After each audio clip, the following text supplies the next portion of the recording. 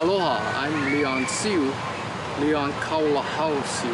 Kaulahau is my family name from Kona. I'm originally from the island of Hawaii, from the Kona side, from South Kona, a place called Lili. It's still a small fishing village. But anyway, so I moved from there when I was very young. Our family moved to Hilo, and then from Hilo I went to school there, through 2 years of university, and then I moved to Oahu. Now, all during that time, I was schooled in the arts, in music as well as in visual arts. And so when I came to Honolulu, I had a choice of either, I continued my work in the visual arts in Honolulu, attending the University of Hawaii as a painter. And then I decided to go into music. So I've been working in the field of music for over 50 years now, and have had quite a bit of success in that area. I've written quite a bit of music, have recorded a lot. Probably the two most outstanding. One is the film soundtrack to the National Geographic special, The Voyage of the Hokulea, which is something I was involved with in the first place, but I got to write the music for the National Geographic special. And then that a couple of years later, a symphonic piece of mine was recorded by the London Symphony Orchestra. So my wife and I, who had co-composed the piece, went to London and we participated in that recording. That was in 1979. So I've had quite a bit of experience in that. The outstanding thing about that, besides the music, was the fact that it was one of the first digital recordings ever made. So we were actually on the cutting edge of digital technology at the time. And in fact, when we recorded the piece, there were no CDs or any way to play back a digital recording except from the computer that recorded it. So we really were on the cutting edge of quite a bit. We moved back to Oahu around 1978. We actually already come back to Oahu, and decided that we would base here. Once we did the digital recording in London, and the whole industry was beginning to shift to digital, we decided to permanently live back here in Hawaii because of the ability to record digitally here just as well as we could anywhere else in the world. So that's what brought me back. We had been touring for about 10 years prior to that. So in the 1970s, there was a revival of Hawaiian culture that took place, particularly in the music and in the dance. The hula was being revived as an ancient art form rather than as a tourist show form. And so we were involved with that as well, in the renaissance of Hawaiian culture and Hawaiian music, Hawaiian dance. And during that time, there was also a relearning of who we are as a people, as well as the various achievements of our forefathers. There was a Disney film out recently called Moana, and it talked about the great Polynesian tradition of sailing, these distance sailing, of voyaging over long distances. Well, that was what one of the things that was revived here in Hawaii in the 1970s. With the building of a canoe called the Hokulea, which has now celebrated over 41 years of sailing among the islands, and actually recently completed a three-year round-the-world voyage. And the distinctive part about that was it's a sailing canoe it goes back 1,500 to 2,000 years ago. And the second part is that it was sailed using only Polynesian navigational methods, so non-instrument navigation, and it completed its voyage around the world. And there was a big celebration this past June in Hawaii. So around the same time, there was also a revival of our identity of who we are as Hawaiian people, and that identity taught us, or started to cause us to ask questions about who we really are and what our people really did and all those things. So one of the things that triggered this re-examination of who we are as a people was the land disputes that were starting to happen in the 1970s. There were land disputes all the way for 60, 70 years, but the one in the 1970s, people really started to question why it was that we are having to fight for lands that were historically Hawaiian lands, and why we had to try to win back some of the lands that were now being sold mostly to foreigners and for development. And when I say foreigners, I mean Americans as well. They were being used for development, and development at that time was getting out of hand. So let me go back 125 years ago. 124 years ago, there was an occasion that occurred here at the Iolani Palace. Across the street are some other government buildings that were part of the Hawaiian Kingdom. So the palace behind me was the residence of the monarchs. The government building was across there, and that's where the legislature met, and that's where the Supreme Court and the courts were 14th, 1893. Queen Lili uokalani, who was the queen at the time, Queen Lili uokalani actually was trying to promulgate a new constitution. She was trying to introduce a new constitution because there had been a sort of a coup by some of the dissidents living in Hawaii in 1887, and they forced a constitution on the king, Kalakaua. And King Kalakaua was at bayonet point and at gunpoint was forced to sign this constitution. So he did. But the constitution at that time removed the rights of the Hawaiian people, particularly the right to vote of many of the Hawaiian people, because it presented several requirements for voting.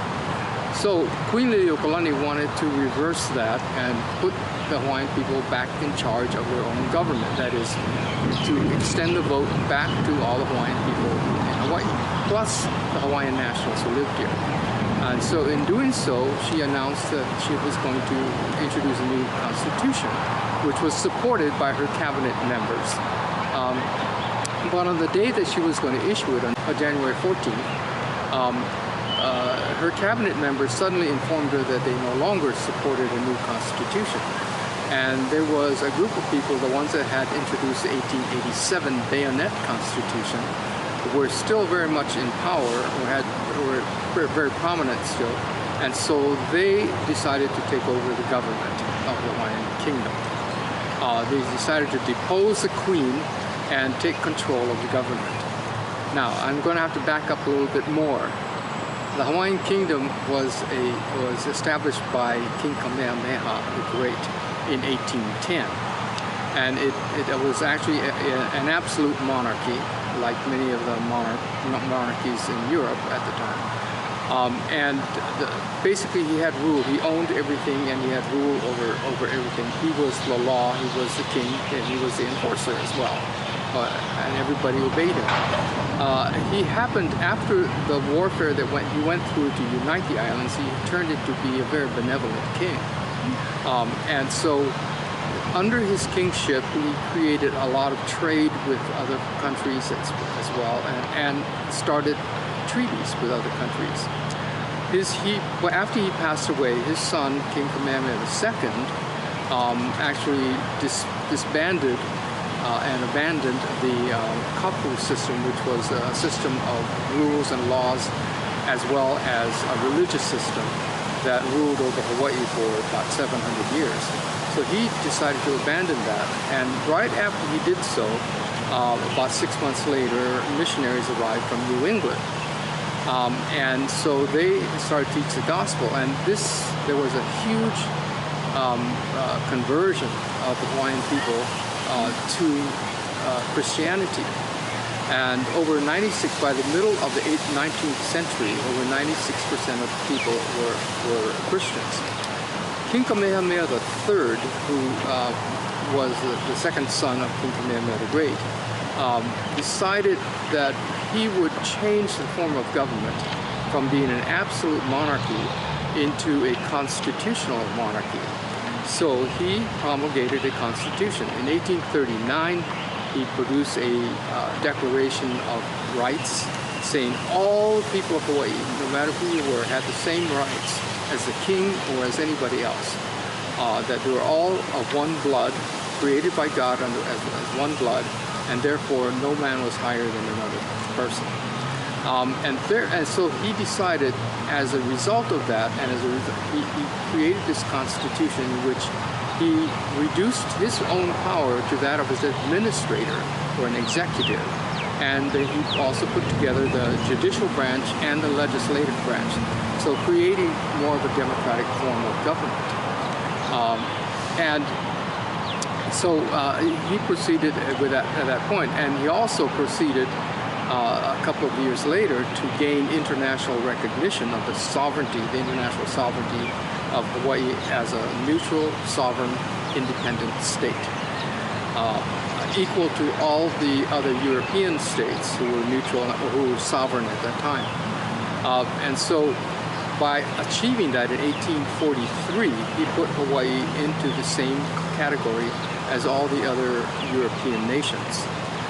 And Hawaii became a very enlightened and very progressive nation. Most of the laws that were adopted from European laws, translated really from biblical law, and then imposed, he put into that basically Hawaiian customs and Hawaiian Kingdom laws. So putting in the center of it the responsibility to take care of the people, the government's responsibility to care for the people, as well as to treat everybody with aloha. So all of this became part of the Hawaiian Kingdom, a constitutional monarchy with a very different bent to it, a very Christian actually, living up to all the Christian principles that were espoused by all the other kingdoms, but none of them were kept. So he created a neutral nation, and one that was blessed by God, and one that gave a blessing to everyone else. So the monarchs prospered, or the kingdom prospered from that time, and the various monarchs came into place, and they had laid a foundation of really solid, what would today be a very progressive country. But in 1893, as I mentioned, we're back to 1893, several years prior to that, there were businessmen in Hawaii, and the most powerful ones were the sugar barons, the ones that had prospered tremendously from growing sugar to supply the United States' needs during the Civil War. And they had become so prosperous that they were really quite, they controlled a lot of things, the plantations and as well as the commerce in Hawaii. So they decided that after the Civil War, because the sugar prices went haywire for Hawaii after that, and rather than having to negotiate constantly for a most favored nation trading status with the United States, they decided they needed to annex Hawaii to the United States. But the problem was, of course, Hawaii was a sovereign, independent nation. So they had to then take over the nation and then offer the nation to the United States. So in 1893, that's what they were doing. They decided to overthrow the Queen so they could take over control of the Hawaiian Kingdom, so they could annex the Hawaiian Kingdom to the United States. Now, this was a two-way proposition, because the United States by that time had also realized that they wanted or had come to the point where they realized that they needed Hawaii in order for the United States to continue to expand its influence, particularly into the Western Pacific, to Japan, China, the Philippines, and those places. So they needed a military base, they needed a naval base, and the most prominent and the best naval base in the entire Pacific was Pearl Harbor. And it's halfway between the Orient. And so the United States very much desired to annex Hawaii to the United States. So when the sugar planters gave them this offer of annexation, the United States decided to back it. Not officially, none of this is on the books, but you can find it in the communications of the various Minister of War and those people of the United States. So when the Queen started to promulgate or threatened to promulgate a new constitution, the sugar planters knew that they could not allow that to happen, because then their hopes of annexation would be dashed, because the people would be back in control of their own country. And so they decided to overthrow the queen and take control of the country. But they also relied on the minister, foreign minister, or the ambassador who was here in Hawaii at the time from the United States, who was in collusion with this plot to overthrow the government. And so he ordered, there was a warship, a US warship in harbor at the time, in Honolulu Harbor. So he ordered the warship to dispatch 186 Marines. And they marched down King Street, down this area, and they bivouacked right across the street from the palace with their guns trained on the palace. Now, this was on January 16th. So January 14th, the Queen had tried to promulgate a new constitution. Her cabinet abandoned her and said that, no, we're not going to do it. So she decided to put it off until a later date. On January 16th, the Marines landed. And on the next day, the conspirators, the traitors and conspirators, met at the government building there, in the back of the government building, and they proclaimed that they were now the provisional government and that the Queen was deposed. The Queen, facing the military of the United States across the street, really had no choice but, well, she had a choice. She could have called out her guards. And the Hawaiian Kingdom had about 500 troops at that time that could have called out. But that would have started a war with the United States, which the United States would ultimately win and claim Hawaii by conquest. And so she did not want to give them that opportunity, and also felt the United States was a reasonable country. This was a rogue act by the minister who was assigned to Hawaii and from the United States, and so she decided to handle it diplomatically, as had happened in another incident 50 years ago. So by doing so, she stepped down. She yielded her authority as the Queen of the Hawaiian Kingdom, but not to the insurgents that were deposing her, but to the President of the United States, under the condition that the United States be the arbiter of what's going to happen here, that they would conduct an investigation, and upon finding that the overthrow was illegal, then she would be restored. And so she decided to take the diplomatic route and a way of peace, mainly to prevent bloodshed from happening. So she did that, and actually it was very successful. The insurgents did take control of the government, and the United States flew its flag for a time. So the President of the United States at the time of the overthrow on January 17th was President Harrison, Benjamin Harrison. He was a lame duck president. In November, he had actually been voted out of office. But the transition, the inauguration at that time did not happen until March. So during his lame duck period, this incident happens here where they illegally take over a foreign country. And then a new president comes in. The new president is Grover Cleveland. Grover Cleveland was a friend to the monarchy. Lili and Queen Kapiolani had actually visited him in Washington, D.C. when he was president before. He was president for 2 terms, but 2 consecutive terms, right? Harrison came in between, and then he became president again. But in his earlier term as president, he had actually received Queen Liliuokalani and Queen Kapiolani, who were on their way to the Queen Victoria's Jubilee in 1887. So he already knew the royal family, and he knew of their integrity, etc. So he decided to do an investigation. So he sent an investigator here. We spent something like 5 months here getting to the root of what happened, and he reported back to Grover Cleveland in a report that was about 15 or 1600 pages long. And the report said that the United States was acted illegally in their participation in the overthrow of a foreign government, and that and that the whole thing was so illegal that the government that had taken over was an invalid government. It was neither a de jure or de facto government, and so he gave this report to the president. The president read the report and gave a report to Congress, which basically echoed the findings of the report of James Blount.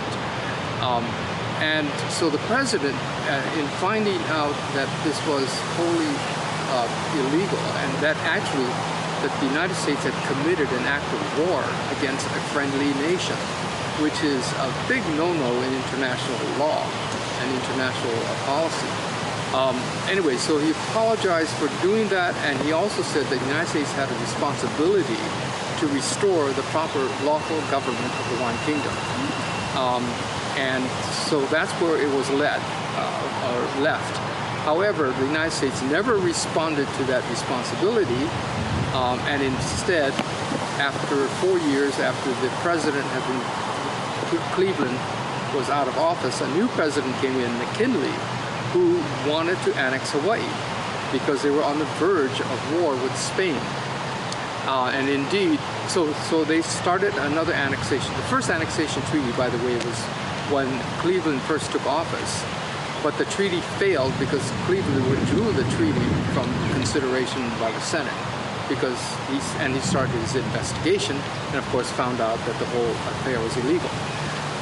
But President McKinley in 1897, when he came into office, immediately started to negotiate for a treaty of annexation, and actually signed a treaty of annexation with the leaders of the insurgency, by that time calling themselves the Republic of Hawaii. But treaties have to be ratified by both sides. So yes, he sent that to the Senate for ratification. The Hawaiian people objected very strongly to it, took up petitions. The Queen went to Washington, D.C. to lobby against it, and they were all very successful in that. So they were successful twice in defeating the Treaty of Annexation. In 1893, and where Grover Cleveland said that the United States' only responsibility was to restore the kingdom, not to take it over. And then in 1897, on the second Treaty of Annexation, it was defeated in the Senate. It actually never went to a vote because it was declared to be just an illegal instrument to acquire a foreign territory whose people did not consent. However, the Spanish-American War broke out about 3 or 4 months later, and 1898, and so McKinley had Congress pass a joint resolution, which is an internal, something that creates policies for internally into the United States. It's not supposed to be used as a treaty to acquire a foreign territory. But they passed a joint resolution claiming that they were open to acquiring the Hawaiian Islands as a territory. And of course, the Republic of Hawaii here, at that time, the same people, decided that this is exactly what they wanted. So they went ahead and ceded the Hawaiian Kingdom to the United States, and said that they agreed to this Treaty of Annexation, which was actually just a resolution. So the whole thing was a fraud. However, it was carried out especially by the United States as a military necessity, because it was sold to the Congress that they needed Hawaii for this military base in order to carry out the war against Spain in the Philippines. So Hawaii Pearl Harbor became their military base. They also started up several army bases here, and over the course of the next 4 or 5 years, tens of thousands of troops actually US troops came through Hawaii. And they won the battle in the Philippines quite quickly, but the Filipinos themselves thought that they were then liberated from the Spanish. But the United States said, no, now you're our territory. So the Filipinos took up arms again and started fighting the United States. So for about 4 years, that battle raged, and it was quite a bloody battle. Over 250,000 Filipinos died, and about 4,000 American troops died. So it was a major conflict. But the United States then decided that since they already had their troops here and they already had control of Pearl Harbor, they would simply remain and tell the world that they had already acquired Hawaii through a treaty, which was actually just a resolution. So the United States left these gaping holes of legal holes for us to use today. So right after the so-called annexation of Hawaii, and the same people, the insurgents, were in charge of the government, now with the U.S. backing them fully, they took control of everything. They decided to indoctrinate everybody to thinking that they're U.S. citizens. Of course, that first generation didn't believe it because they had signed petitions against annexation, and they knew the whole thing was unfair and as well as illegal. But the next generation didn't really know that, and it was put in the terms were put in such a way that if you did not comply or sign up to become a member of the Territorial of the Hawaiian Islands, a U.S. territory of the Hawaiian Islands, that it would be difficult for you to get a job or to do anything else. You had to pledge allegiance to this territory, and so most of the people basically succumbed to that coercion and became American citizens. And that's the way it continued, and the indoctrination and propaganda was so prolific that they had basically almost erased all memory of a resistance to the overthrow.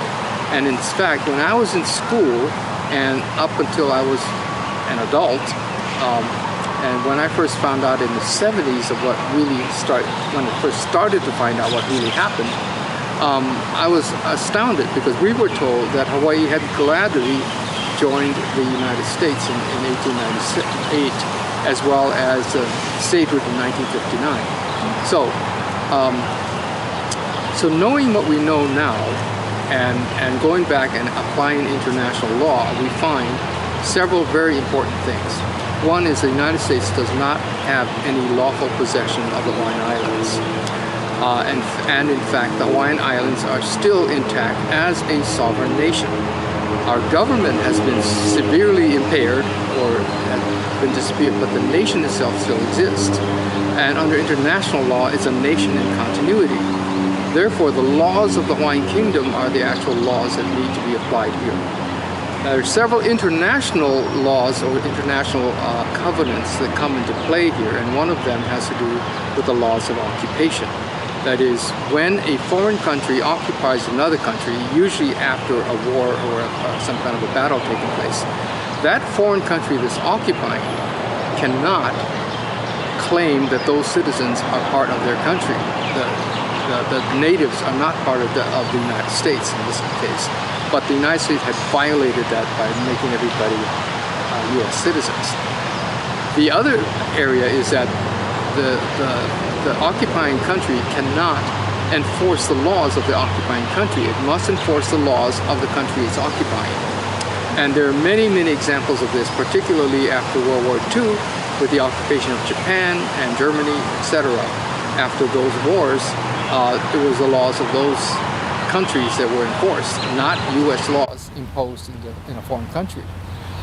And of course, the most recent Iraq, when the United States went in and invaded and took over, but they never imposed U.S. laws, except for a brief time it was military law in order to get the Iraqi government back on its feet, and a constitution was voted for and people were elected, and then it was Iraqi law after that.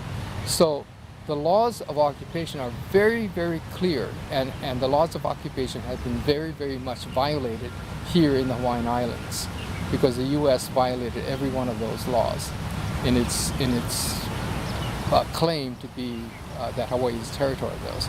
So we have a lot of legal clout, or a lot of legal power behind our arguments that the Hawaiian Kingdom is still a sovereign independent nation. Now, having the legal right to restore our nation and having the ability to do so are two different things. So what we have been doing over the last 40 years, and particularly in the last 25 years, 24 years ago, the United States issued an official apology issued by Congress and signed by Bill Clinton, which is called the Apology Law. And it was on the 100th anniversary of the overthrow of the Hawaiian Kingdom that they apologized for overthrowing the Hawaiian Kingdom and apologized for the wrongful taking of the lands or the wrongful taking of the Hawaiian Kingdom. And in it, it said, at no time was the sovereignty relinquished, nor was the land relinquished. And so, therefore, this apology tells us it was a full admission by the United States that they have no lawful reason to be here. So based on that particular, on all of these, we have, under international law, under the laws of the Hawaiian Kingdom, under US laws even, we have the right to reinstate our government as a sovereign independent nation.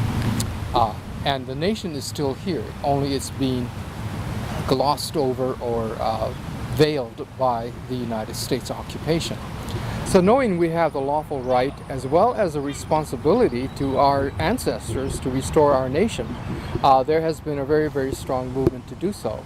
It's not that noticeable elsewhere, but here locally in Hawaii, it's been growing quite a bit. There's a Free Hawaii movement, as well as quite a few other groups that have gotten together to restore the Hawaiian Kingdom. And by doing so, what we're saying is that we still are here. We, the Hawaiian nationals or the Hawaiian subjects, are still here, and we are still loyal to our own country. And this presents a challenge to the United States. So we've been having a bit of difficulty because the United States tries not to allow us to have very much exposure of what's going on. Now, my job, and particularly, I'm the Minister of Foreign Affairs for the Hawaiian Kingdom.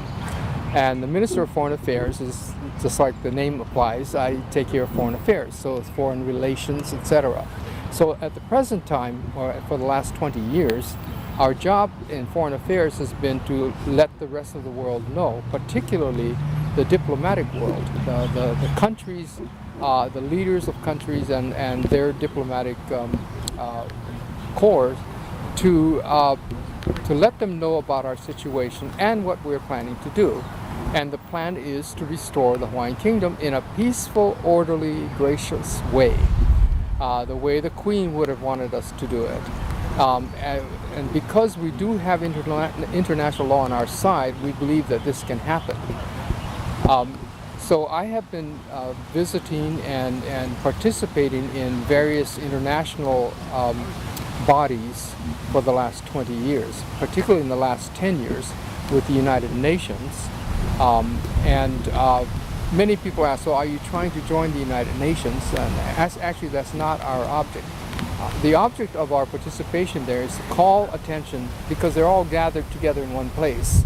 We can then speak to the diplomatic and the international community in one place, call their attention to the situation here, alert them of what we're doing, and to ask them to assist us if it suits them at a particular time.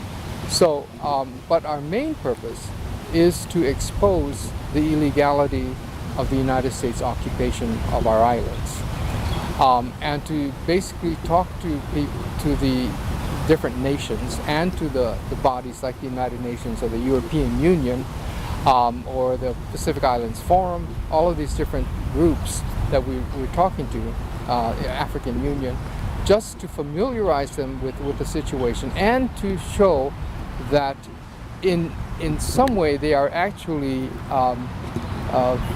what is the term, aiding and abetting the United States claim by believing the United States claim. In 1946, Hawaii was regarded by the United States as their territory. But in 1946, after World War II, the United Nations was formed. And one of the things the United Nations wanted to do was, besides bringing peace to the world, they also wanted to decolonize the world. That is, to free the various colonies that had been under all these European control from oppression and from ownership by these European countries. So the term decolonization became kind of a catchword at the United Nations, and they proceeded to compile a list of countries that should be decolonized, that should be able to choose whether they want to be free from the administrating or occupying country. So many countries were submitted to this list. Roughly 100 countries ended up on this list. The United States submitted Puerto Rico, Guam, US Virgin Islands, which they had gotten as spoils of war from Spain in 1898. And they also submitted American Samoa and Hawaii and Alaska. And they're saying that these are territories that could be decolonized. So they put us on that list. And then the next action that they took was in 1959, where they claimed Hawaii was decolonized, that Hawaiians were given a choice of whether or not we wanted to be integrated into the United States. And that particular vote, the statehood vote, we're contending that it was a fraudulent vote because it did not provide any other option except for statehood. And the United Nations mechanism for decolonization said you have to give people, one, you have to educate them about what the options are and then give them those options to choose from, including independence. So the United States basically fraudulently carried out a statehood vote, and the people were never educated about our history, for one thing, and secondly about the option of becoming independent, and it was never under discussion. So we're saying that that was an illegitimate vote.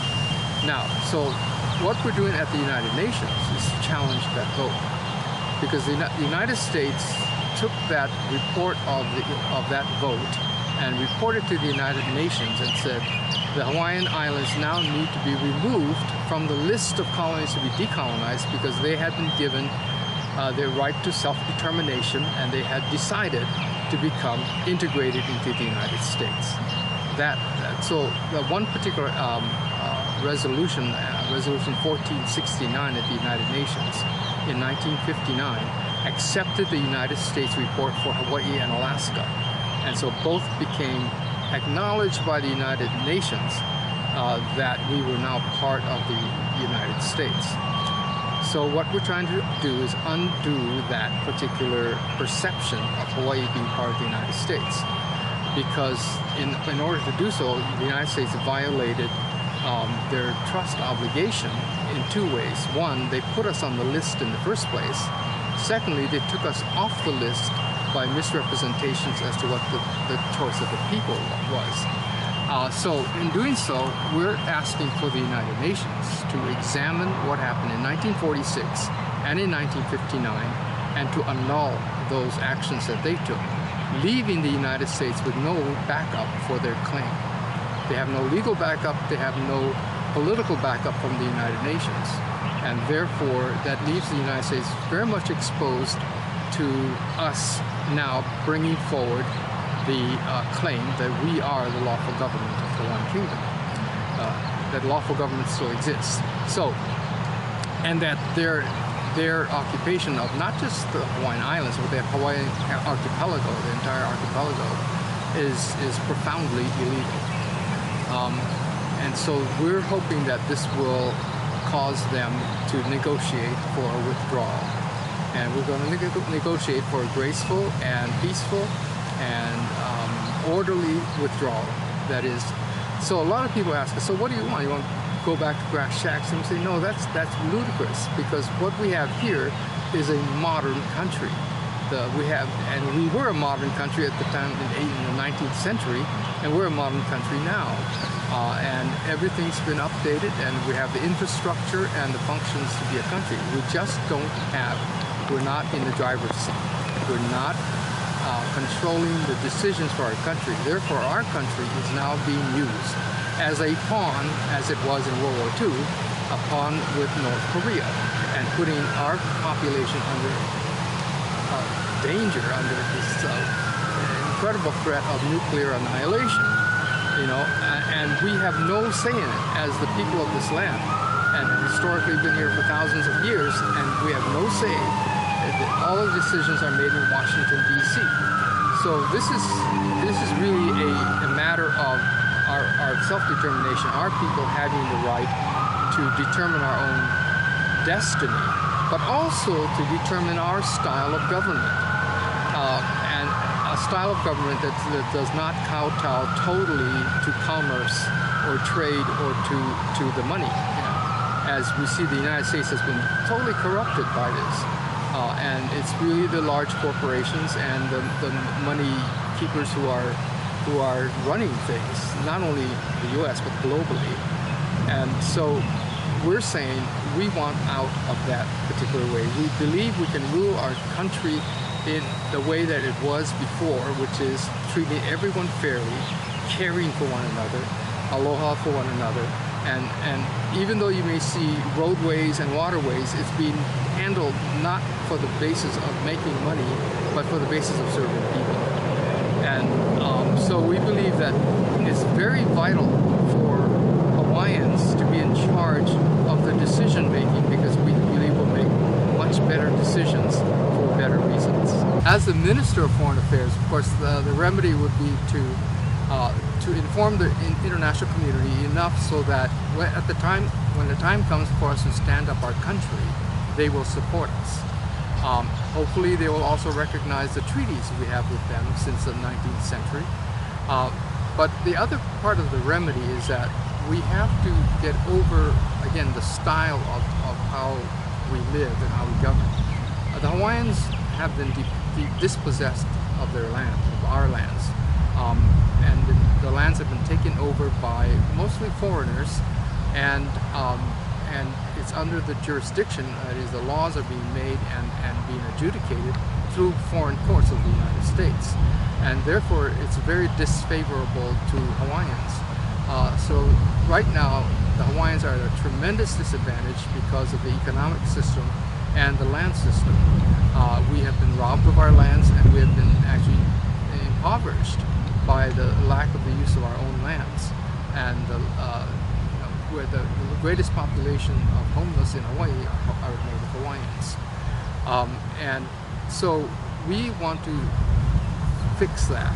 And so the remedies that we have are, well, there's another very crucial thing in it. There's a house, or our land issues, but there is also the issue of food. When Captain Cook arrived in 1898, the Hawaiians were totally self-sufficient. We were isolated from everybody else, and the Hawaiians were very healthy, and they grew their own food, whatever, like most other native peoples. But since the imposition of the United States system, economic system, we've begun to more and more ship foods from the United States to Hawaii, because and the lands in Hawaii were all converted to sugar and pineapple and other crops as cash crops. So we're no longer growing our own food. We're growing cash crops, getting money, and then buying our food and importing it from 2,500 miles away, at least. So our pork and our beef comes from the Midwest. Our vegetables come from California, and so 85% of the food consumed in Hawaii is imported. And that is a very dangerous situation, particularly out here in the middle of the ocean, to be totally reliant on shipping, U.S. shipping, to bring us food so that we can survive. So if anything goes wrong, if there's an attack of some sort, or even a natural disaster that prevents the ships from landing and bringing us food, within 2 weeks we would be in a very, very desperate situation. Within 1 month we would be in chaos, total chaos. So one of the remedies we're looking for is to replenish our own ability to grow our own foods. And so this is really number one on our list of what we need to do. Whether or not the government is reinstated, we've started programs right now to start to bring back farming and to reestablish food. The good thing is that the sugar plantations and the pineapple plantations have all closed. So now we have 250,000 acres of land lying fallow. Now the Westerners are trying to make that into housing developments to make more profits and things like that. And we're saying, no, that needs to be remediated and brought back into food production. And if we did so, we would not only provide enough food for ourselves, but really for a good part of the Pacific, where the islands that are undergoing climate change or sea level rise, their agriculture is dying. And so we would be able to assist in that area. Plus the amount of research we can do to help promulgate crops that can really prosper in other places. Hawaii has the foremost agricultural research for tropical agriculture and has had that for the last almost 100 years. So we're on the cutting edge of that. Unfortunately, we're also on the cutting edge of GMO, genetically modified organisms, and a lot of our land is being used for that right now. Not for our consumption, but to grow seeds to send to the United States to plant in the U.S. fields for U.S. consumption and international consumption. So we're actually supplying them with these questionable seeds, and U.S. and Canada actually rely on Hawaii for their seed. So it's a big business, and Monsanto owns a big part of it, and Syngenta and Dow and BASF and all the rest of the culprits that we see who are into this big agribusiness farming. Well, the reaction from the U.S. is that for the last 20 years or so, they've actually been trying to divert our attention from restoring the kingdom to granting Native Hawaiian rights as a tribal nation of the United States. So we've been fighting this battle for 20 years now. What the United States is saying, that they will provide support and assurances to the Native Hawaiians because of the overthrow that happened, that the Native Hawaiians have suffered the most. So they will provide programs, mostly welfare type programs for the Hawaiians so that they can do this. But in order to do so, they have to then classify Hawaiians as an American Indian tribal nation. So we've been fighting that because one, that diminishes our rights, and secondly, it actually captures the Native Hawaiians into an inescapable classification of American natives. And that is really not, so we've been successful in fighting this for 20 years. We estimated the U.S. government, the state of Hawaii, and the Office of Foreign Affairs has spent roughly $50 million over the last 20 years in trying to create this Indian tribe. And we, out of what we have in our pockets, have been able to defeat it. And so the nation has grown, the core of the nation has grown strong because of these battles. There's another battle over the telescope on top of Mauna Kea called the 30-meter telescope. And that battle has been raging for 10 years as well. And so far, we've been able to keep it at abeyance. Even though they have gotten all the permits they needed and things like that, we've still been able to defeat it, keep it at abeyance. So this also has strengthened our resolve as a people. And it also has created platforms for us to learn about our history, so that it's much more widespread now. Where just a few of us knew about it 25 years ago. Now just about everybody in Hawaii knows about it. Now, not all think that the solution is to become independent, but that particular idea is growing and growing by leaps and bounds. So I believe that by the time we are ready to move, we will have a very large population who are moving toward restoring Hawaiian nationals, Hawaiian nationality, and the Hawaiian Kingdom. So some of the other remedies have to do with medical care and things like that. Hawaii is caught up in the same medical morass as the rest of the United States. So whereas prior to that, Hawaii had its own medical system, and it was very, very benevolent, and it took care of everybody. And that system is still here, but it's been taken over by the U.S. government. So Queens Hospital was founded as a hospital and for medical care for our people. One thing about the monarchs is that they really exemplify what I was talking about earlier, which is the responsibility for taking care of the people. every one of those monarchs left their estates to take care of the people. Queen Lili uokalani's estate is there to serve underprivileged children and families. The Lunalilo estate is there to provide housing for the elderly. Queen's Hospital is there for medical care for all Hawaiians and for all the people of Hawaii. All of these different foundations and trusts, the Kamehameha Trust, or actually it was called the Bishop Trust at one time, but that was to educate Hawaiians. The biggest private school in the world, or the one that's most endowed in the world, with something like $11 billion of an endowment, is the Kamehameha Schools. They could actually run the entire school system. Now, speaking of school system, all of the systems that are in place right now, the water supply, the Department of Education, Department of Health, and all that, was started under the Hawaiian Kingdom.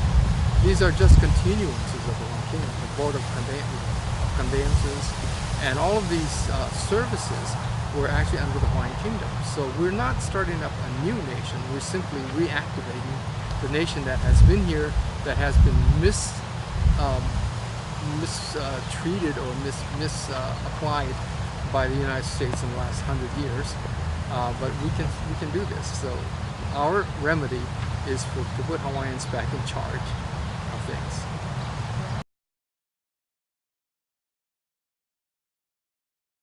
Well, the work that I'm doing, it has to do with the international level, and not many people understand that, and it's not really necessary. The real work is building up the nation here, getting people to agree and to work in building up our agriculture, improving our medical system, and power. You know, we have to find a way to be independent, self-sufficient. The biggest wish is that the United States will see its error and agree that it needs to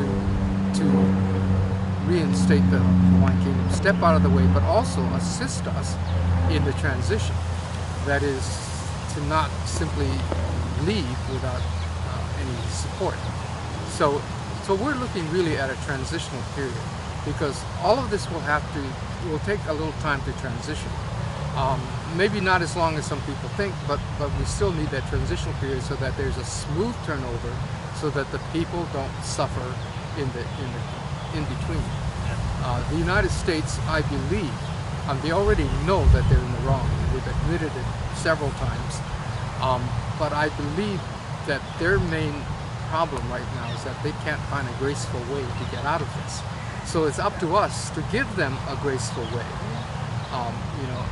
And to also hold them responsible at the same time for the damage and the losses that they've caused. The United States incursion into Iraq cost several $1 trillion, not only in the military, but in rebuilding the infrastructure and things like that. And so we're expecting at least that kind of a treatment, that they would be responsible for whatever losses that occurred here.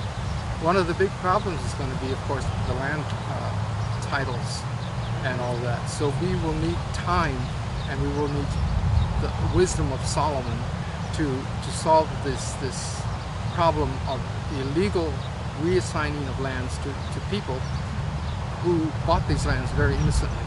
They were told that they owned these lands and that the titles were clear and things like that, and so they invested their whole lives into lands which technically they don't own.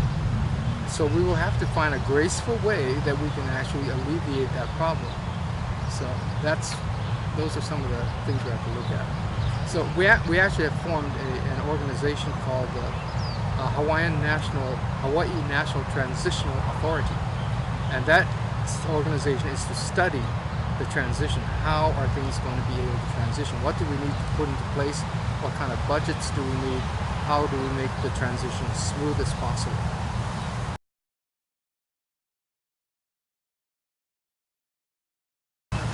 So for the website, Hawaiian Kingdom.net is one that I'm affiliated with. and we put up a lot of the rationale for why we are restoring our government, etc. So it's quite a bit of information there. There is another website called HawaiianKingdom.org, O-R-G, and that is mostly legal arguments, etc. Various legal filings that have been made in international courts and various other places. And so you can study there all of the legal arguments about why the Hawaiian Kingdom is still the Hawaiian Kingdom. And then there's one called HawaiianNational.com. And that one is one to activate the people of Hawaii.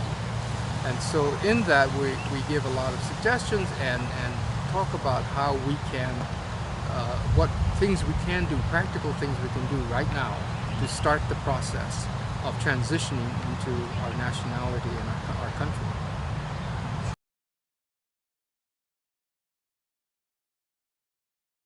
Yes, I do. I stated this earlier, but the Hawaiian Kingdom is not, we're not out to punish anybody or to take revenge or anything else. We simply want our country back because we believe we can operate our country in a much more humane and loving way and to benefit all people. We also see that bringing our country back is going to also set an example for the world of how to settle disputes, land claims, etc. in a peaceful way. Hopefully that we can help to influence the way decisions are being made elsewhere. And we really want to be a player in discourse, in the international discourse, just like we were back in the 19th century. That is, the things that we have to say and to contribute, I think we can, will offer, but we really would like to be able to have that platform to be able to converse with the rest of the world. And we also want to invite people to our nation here. As we transition, as we become a sovereign nation, you're still invited. This is still Hawaii, and we will still take care of you.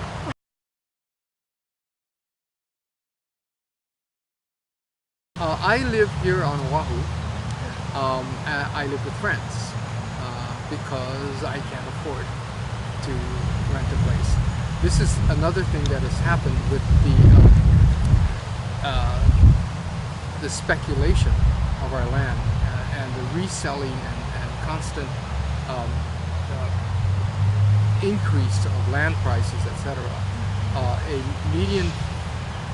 median level for a single-family dwelling now is in American dollars $750,000 for a home for 4 people in a family. It's not unusual to have condominiums here in the millions, and of course many houses are here at $20, $30, $40 million in Hawaii.